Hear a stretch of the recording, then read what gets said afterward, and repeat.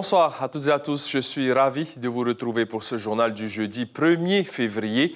Voici les titres que nous allons développer. Les rotations des bus à Moorea ont repris ce matin grâce à une convention qui a été signée hier entre la commune et un transporteur. La délégation de service public court jusqu'au 1er juillet. Ce matin, les usagers étaient soulagés. Du mépris, une insulte, les mots sont forts de la part des médecins et des infirmiers libéraux pour qualifier le rapport sur la gestion de la crise Covid. Les rapporteurs de la commission d'enquête parlent d'un malentendu. Il sera question de ce rapport, mais aussi des risques de dingue, du budget de l'hôpital, du Taoné ou encore de la lutte contre le cancer avec notre invité Cédric Mercadal, le ministre de la Santé. Plusieurs grands hôtels de la place n'ont plus besoin de participer au salon du tourisme pour faire le plein de clients. Certains d'entre eux font leur promotion seuls. On vous dit pourquoi et comment dans un instant. Ce sera le 7 mars prochain, le Heiva Taurea. Et pour la première fois, les élèves du collège de Tupouei vont y participer. Nous serons au cœur des répétitions et des ateliers de confection de costumes à la fin de cette édition. Merci d'être avec nous. C'est le soulagement pour la population de Moorea, les parents d'élèves comme les usagers des transports publics. Une convention de partenariat a été signée entre la société de transport dirigée par Warren Guillou et la commune de Moorea Mayo, une mesure provisoire jusqu'au 1er juillet. Le bus sera gratuit pour les plus de 60 ans et les enfants de moins de 3 ans et des rotations sont prévues durant les week-ends. Reportage de Juan Potorou et Sandroli. 6h30 ce matin au quai de Veyaré, aucun bus à l'horizon. Une situation des plus normales puisque les premières rotations ont déjà été effectuées. Le nouveau transporteur n'a rien changé à l'ancienne grille horaire, soit au total 7 transports à la journée pour les départs et arrivées. Du 4h du matin à partir de Tiahura, de l'autre bout de l'île, 2 bus partiront chacun de leur côté pour aboutir à Veyaré, pour justement assurer le transport du public vers Tahiti. C'est un grand soulagement. Hein? Déjà ce matin, j'ai vu les bus arriver. Malgré qu'il n'y a pas eu grand-chose, grand monde, j'étais contente de savoir qu'on est le 1er février et il y a toujours les bus.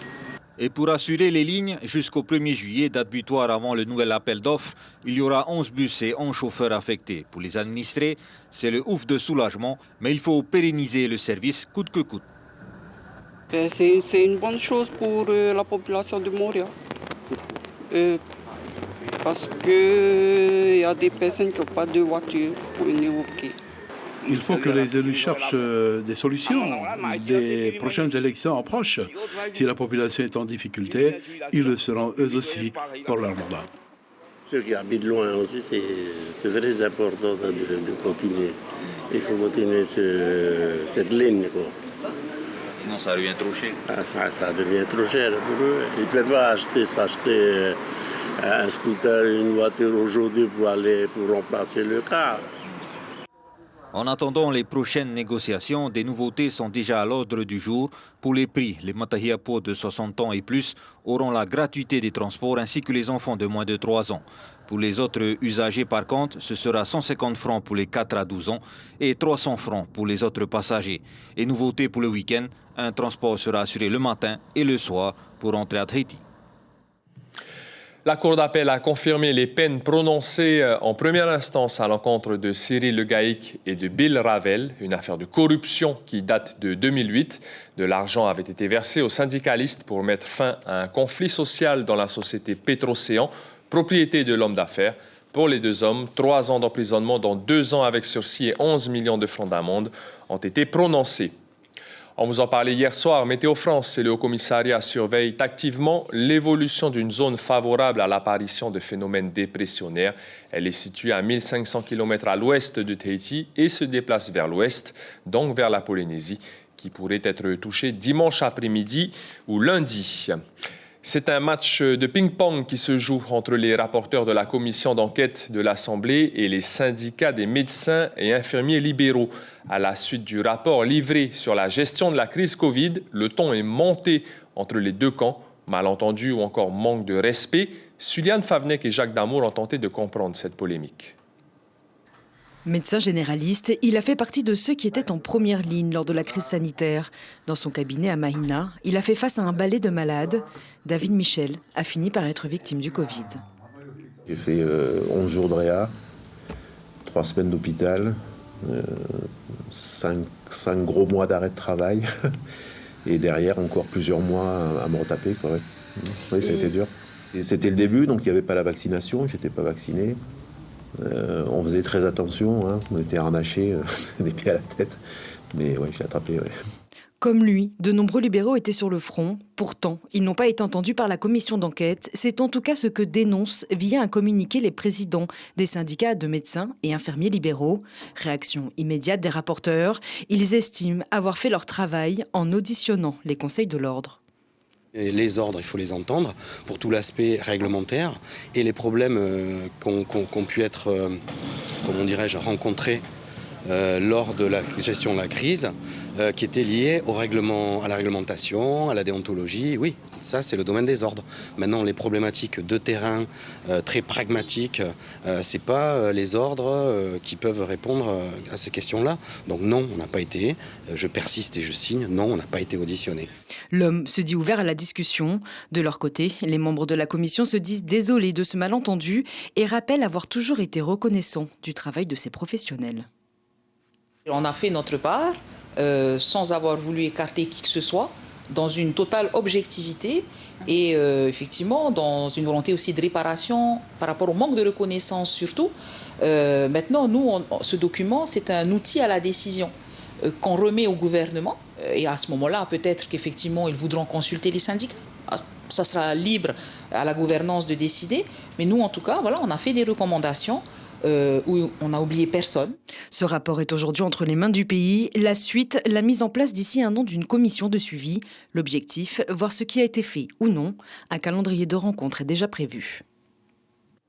Et on fait réagir tout de suite notre invité du jour, le ministre de la Santé, Cédric Mercadal. Bonsoir. Merci beaucoup d'être avec nous. Cette colère des médecins et des infirmiers libéraux pour ne pas avoir été entendus et salués par la commission d'enquête, est-ce que vous la comprenez ? Comprendre, je me rappelle du Covid, on l'a tous vécu, ça a été très difficile pour nous tous, cette période-là. Et je sais l'implication de tous nos professionnels de santé, y compris les libéraux, dans cette démarche. On allait soigner les patients, on avait peur, et pourtant ils prenaient des risques. Après, il faut faire un retour d'expérience, ce qu'a fait l'Assemblée. Je pense qu'il n'y a pas de polémique à avoir entre les deux. C'est une avancée commune. Il faut saluer l'effort des professionnels de santé pendant cette période. Et qu'est-ce que vous allez faire désormais avec ce rapport de la commission d'enquête? Car il y a quand même une cinquantaine de recommandations et préconisations, et notamment l'élaboration avec l'État d'un plan stratégique territorial de gestion de crise sanitaire. Alors, dans la gestion de crise sanitaire, nous, on a déjà commencé à travailler dessus. On a fait venir depuis décembre des gens de l'OMS qui sont venus nous accompagner sur la gestion de crise sanitaire. On a des formations au niveau de la RAS qui ont été mises en place et on travaille conjointement régulièrement avec le Haut Commissariat sur les plans sanitaires pour gérer l'ensemble des risques qui existent. La grosse actualité de cette semaine pour le domaine de la santé en Polynésie, c'est demain, le vote du budget de l'hôpital du Taoné. Un budget en légère hausse, 29 milliards quasiment. Mais il y a quand même de la tension au sein du personnel, car ça ne suffit pas, visiblement. Je les ai entendus, on va en parler demain, puisque le budget est ouvert avec l'ensemble des syndicats. Et il a mis du temps à être voté l'an dernier. Non, le budget a été voté tardivement, le budget du pays. Et en décembre, il n'y a plus beaucoup de monde. Donc il a fallu attendre janvier. Et janvier, pour arriver à placer les moments, on arrive en février. Mais c'est vraiment une volonté de voir demain l'ensemble des partenaires, d'en discuter. Je suis ouvert aux propositions qui vont être faites. Mais il faut trouver cet équilibre budgétaire, parce qu'il y a quand même de l'argent qui manque chaque année. Comment est-ce que vous allez trouver cet équilibre? Un jour, peut-être? On a aujourd'hui une réforme sur le CHPF qui doit être faite au niveau des statuts, au niveau de l'activité, de l'attractivité. C'est le navire amiral de la flotte. Il faut dire ce qui est, c'est le dernier rempart. Quand il y a vraiment des problèmes de santé, c'est là qu'on finit. On finit au CHPF avec des gens qui sont impliqués, des gens qui font des efforts, des gens qui sont là au quotidien pour nous tous. Et donc, quand on parle du CHPF, je les écoute toujours. Et on fera ce qu'il faudra avec eux pour trouver un équilibre. Rapidement, vous avez commencé également les travaux pour la réforme de la protection sociale généralisée. Et là où vous insistez, c'est sur la méthode. Vous débutez volet par volet, et notamment par le régime de solidarité que vous allez réformer en profondeur. Alors on va commencer petit pas par petit pas. C'est vraiment une méthode pour la justice sociale. On est dans une équité et de l'équilibre qui doit être cherché dans la population. Et cette méthode, elle va être texte par texte, problématique par problématique, en partage avec les partenaires sociaux. Et c'est ça qui doit être le maître mot de notre évolution. Et ça va être abouti quand, en un mot? On va avoir des travaux chaque mois. Et on va le faire sur 2024. Et je pense que 2025, il y aura la continuité des travaux. L'essentiel, c'est d'avancer. Aujourd'hui, on a eu des plans NASA et on n'a jamais réussi à avancer. On va le faire petit à petit. L'Institut du cancer lance son nouveau site internet avec 3 fonctionnalités principales. L'information pour sensibiliser et accompagner les patients, la mise à disposition de ressources pour les professionnels de santé et l'annuaire des professionnels de santé et des soins de support. L'ICPF qui diffuse aussi son rapport du registre des cancers 2015-2019. Sur cette période de 5 ans, plus de 860 cancers ont été répertoriés. Les cancers les plus fréquents chez la femme sont le cancer du sein, du poumon et de l'utérus. Chez les hommes, les localisations les plus fréquentes sont la prostate, le poumon et le côlon rectum. Très rapidement, Monsieur le ministre, donc les machines de radiothérapie sont en cours de changement. Il y en a 2. Pour l'instant, une seule fonctionne. Vous proposez la solution alternative des Evassan. Beaucoup de personnes sont concernées par ces Evassan? C'est la file active. En fait, c'est les nouveaux patients qui, aujourd'hui, à qui on propose de faire des Evassan en métropole pour être pris en charge. L'objectif, c'est qu'on avait 2 machines, qu'on va tourner sur une. Il ne faut pas trop la fatiguer, elle a 12 ans quand même. Elle est ancienne, elle doit être changée elle aussi. Donc, on propose aux gens, sur volontariat, de partir en métropole pour bénéficier des meilleurs soins, en fait. On veut pouvoir les prendre en charge pendant cette période de changement qui durera jusqu'à mai. Merci beaucoup, Monsieur le ministre de la Santé, Cédric Mercadal, d'avoir accepté notre invitation. On retiendra demain un moment fort, donc le vote du budget du CHPF. Annie Touheyava, présidente de l'association SOS Suicide, sera l'invitée café demain matin en radio. Elle viendra nous parler de la journée mondiale de lutte contre le suicide prévue lundi prochain, le 5 février. C'est demain que s'ouvre le salon du tourisme et on retiendra ce chiffre, 92 milliards. C'est le montant des recettes touristiques l'année dernière, soit 30 milliards de plus qu'en 2022. Parmi ceux qui ont vu leurs bénéfices augmenter, il y a les grands hôtels qui sont désormais bien connus des Polynésiens et qui font le plein de réservations grâce à leur propre publicité sur Internet. Intercontinental, Sofitel, Brando ou encore Témoana manquent à l'appel de la 32e édition du Salon du tourisme. Ils ont adopté une stratégie promotionnelle différente. On fait le point avec Nicolas Suire, Jacques Damour et Sandro Ly. Leur absence du Salon du tourisme a été remarquée depuis plusieurs éditions. Tout d'abord, le groupe Intercontinental, dont l'hôtel de Moorea a fermé et qui drainait beaucoup de résidents de Tahiti via le salon, n'est plus intéressé pour ses hôtels de Bora Bora et Tahiti. C'est également le cas du Sofitel de Moorea et du Te Moana Tahiti Resort, toujours soucieux de satisfaire la clientèle locale. Tous préfèrent mettre en place leur propre promotion. Le vœu que nous avons fait était plutôt une stratégie de promotion plus ciblée, soit pour des événements qui nous sont propres, soit des événements clés de l'année. Je prends l'exemple par exemple de la promotion qu'on a lancée dernièrement pour l'anniversaire de la marque, Te Moana Tahiti Resort, ou la prochaine qui va arriver pour la Saint-Valentin. Voilà, nous avons plutôt une stratégie de promotion ciblée à travers les réseaux sociaux, où les gens nous suivent. Plusieurs pensions de famille de la zone urbaine ne sont plus intéressées par le salon. Steve Broderson était présent à chaque édition, mais depuis 10 ans, il n'en voit plus l'intérêt. Pourtant, il est l'un des fondateurs de l'ancêtre du Salon du tourisme, le salon Haeremai, créé en 1997, essentiellement destiné aux pensions de famille. Les agences de voyage aussi étaient sur place. Et c'est vrai qu'à l'époque, la seule manière de promouvoir notre établissement, c'était d'avoir ce contact direct avec les agences de voyage. La clientèle locale, très très importante. Mais tu la touches d'une autre manière. Voilà, je la touche par Facebook, bouche à oreille.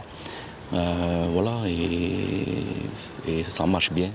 Mais cette situation n'est pas généralisée et n'inquiète nullement le directeur général de Tahiti Tourisme. C'est pas une tendance, déjà c'est quelque chose qui existait depuis plusieurs années. Hein. Et on ne peut pas parler de marque, en fait il s'agit pour chaque hôtelier de vérifier à chaque fois s'il a intérêt à y aller ou pas. Toute évidence, ceux qui ont choisi de ne pas y aller en ont pas moins besoin en tout cas.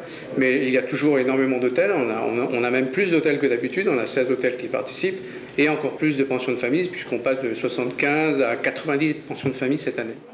Au total, 290 exposants seront présents pour la 32e édition du Salon du Tourisme. Un record pour cet événement qui intéresse au plus haut point, en particulier les résidents de Tahiti, désireux de visiter les îles avant tout. Et le Salon du tourisme qui débute demain. Le CESEC, le Conseil économique, social, environnemental et culturel de la Polynésie française, a rendu un avis partagé sur le projet de loi du pays réglementant l'usage du cannabis thérapeutique. La 4e institution du pays est défavorable aux dispositions réglementant certaines activités relatives au cannabis dépourvues de propriétés stupéfiantes en l'état. Par contre, elle est favorable à l'importation de médicaments contenant du CBD et à terme à la production locale. Si votre télévision dépend d'un décodeur Vini, vous êtes concerné par cette information. Le 1er avril prochain, toutes vos chaînes télé auront disparu si vous ne migrez pas vers Canal+. Cela a commencé aujourd'hui avec la suppression de TF1 et de M6. Et les détails avec Méréini Gomblin et Mirko Vanfou. Un décodeur plus moderne pour entrer dans une nouvelle ère. Sauf que pour une partie des abonnés, ça peut être un peu compliqué. Depuis le 5 octobre dernier, début de commercialisation des offres de Canal+ en Polynésie, ces agents accompagnent les clients dans l'installation. Il y a une mise à jour qui est un petit peu plus longue en satellite qu'en Internet, mais honnêtement, pour l'intégralité du parc, on n'a vraiment pas eu beaucoup de mauvais retours. Soit tu viens avec ton ancien décodeur directement et tu te rends sur un point de vente. À ce moment-là, les agents vont s'occuper de toi, vont regarder quelle était ta formule de base. On va te faire des propositions pour te proposer du mieux avec un nouveau décodeur qui a beaucoup plus de performance et beaucoup plus d'applications. Pas plus cher, mais beaucoup mieux, assure le distributeur. Pour certains clients, ça ressemble plus à un manque de liberté, comme à chaque fois qu'un concurrent, à l'image de Revolut pour l'offre bancaire ou de Starlink pour l'Internet haut débit, commence à s'implanter en Polynésie. C'est un petit peu une vente forcée. On nous oblige à prendre 1000 francs de plus d'abonnement pour avoir un service. Moi, je voulais Canal+ pour Canal+, Canal+ Sport surtout. Et là, bien sûr, non, mais c'est vrai qu'il y a des offres supérieures, mais moi, j'en ai pas besoin. Jusqu'à 45 chaînes pour le bouquet le plus haut, des replays, une application mobile et bientôt des programmes locaux. Face à la concurrence rude de Netflix, Amazon Prime et autres plateformes, Vini a dû renouveler son offre télévisée. Les usages ont changé et Canal+ a dit oui, à nouveau. Nous avions déjà eu un partenariat il y a quelques années, il y a plus d'une vingtaine d'années de cela. Et donc nous sommes rapprochés, nous avons étudié effectivement ce qu'on était en capacité de proposer. Nous incitons nos clients à migrer sur les nouvelles offres Canal+, là encore jusqu'à la fin de ce mois de mars, puisque donc dans ce cadre-là, nous arrêterons donc la diffusion de nos chaînes. Dans les îles, les bureaux de poste peuvent aussi vous aiguiller. Sur 23 000 abonnés, plus de la moitié a déjà migré. À partir du 1er avril, les retardataires paieront plus cher. Le Heiva Tauria 2024 se tiendra le 7 mars sur la place Toata. Il s'agit de la 7e édition du Heiva des collèges de la Polynésie française, l'occasion pour les élèves de présenter une année de travail et d'assurer le devenir de nos traditions et notre culture. Aux Australes, le collège de Tupuai prépare ce rendez-vous très sérieusement. On voit cela avec Thomas Ter-Iteporwarei et Roheyari Hariva. Détrompez-vous, les apprenants sont ceux qui sont perchés. Le chef d'orchestre, c'est lui, Michel Yenko. Les pau et autres tauérés sont en bois de rose, le miro polynésien. Tout a été fait sur place. Ils deviennent les architectes de leur propre patrimoine. Ils en sont fiers, d'autant que le Heiva Tauria, c'est une première pour ces jeunes 14 ans, pour la plupart pas encore prêts. Pour l'instant, non, mais j'espère qu'avec les séances à venir, mes compétences vont s'améliorer. J'ai un peu de doute. Je ne suis pas encore prêt. On le sera en temps voulu. Sur la place de tous les tortillements, ils seront une soixantaine à battre le fer pendant qu'il est encore chaud, conjugaison de deux exigences, l'artistique et le scolaire, ajoutez à cela le charme lointain de ces lieux de tous les révoltés. Ce sera notre première participation à ce Heiva Taurea. Et c'est un grand bonheur. C'est l'occasion d'honorer notre culture de Rapa, Tupuei ou Reivave. Parmi les meneurs, le sieur Jonathan Tahiata, rebelle à sa manière et chorégraphe exigeant, et Hinerava Tahiata, l'expérience est inédite pour ces enseignants de métier qui n'ont fait que suivre le mouvement de Patautau des Australes. Il est particulier. Ce que l'on peut dire par rapport à la chorégraphie, c'est que la thématique nous renvoie systématiquement aux difficultés en classe. Ce sont les élèves elles-mêmes qui créent les apparima, les OTA, la chorégraphie, voilà. Aidés par des intervenants, mais c'est à partir de leur création que se fait chaque danse. L'époque ne s'y prête pas encore, mais au Heiva Taurea, tout le monde espère un souffle nouveau et de la fraîcheur venant de là-bas, des Australes. L'information principale du jour, c'est le soulagement pour les usagers des transports communs à Moorea et aussi pour les élèves de l'île qui empruntent les bus scolaires. Une convention a été signée pour la délégation de service public et elle court jusqu'au 1er juillet. Le transport en bus sera gratuit à Moorea pour les passagers de moins de 3 ans et de plus de 60 ans. À la une de Tahiti Info, demain, risque dépressionnaire. Les autorités se préparent pour le week-end donc à venir. À la télévision, ce jeudi soir, 2 épisodes de la série Queen Sugar, puis 2 épisodes de la série française La Traque. C'est la fin de cette édition. Merci pour votre fidélité. À partir de demain soir, retrouvez Cybèle Plichard pour vos journaux. Passez une excellente soirée et prenez bien soin de vous.